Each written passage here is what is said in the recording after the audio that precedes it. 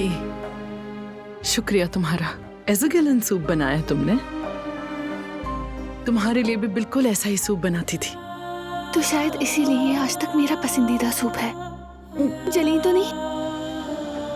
मैं आपको पिला देती हूँ। कभी सोचा नहीं था कि ये दिन भी देखूंगी मैं। इसरा यल्माज है मेरा नाम, जो तुम जान चुकी हो। मेरे नाम का डेथ वारंट निकल चुका है।